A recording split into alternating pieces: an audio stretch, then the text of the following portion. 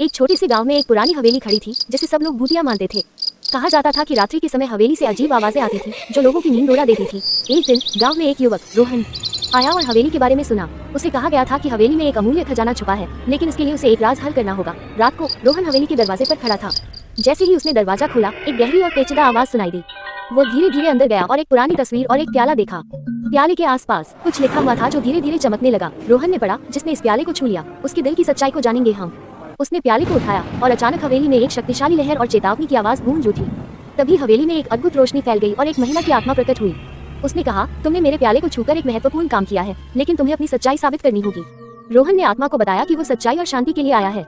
आत्मा ने कहा, तुम्हारी सच्चाई ही इस हवेली के राज को खोलेगी। रोहन ने प्याले को वापस सही स्थान पर रख दिया। हवेली की हवा ठंडी और शांत हो गई। आत्मा ने कहा, अब हवेली शांति में होगी। तुमने सच्चाई को समझा है। रोहन ने गाँव वालों को ये कहानी सुनाई और बताया कि सच्चाई और प्यार ही सबसे बड़ा राज है।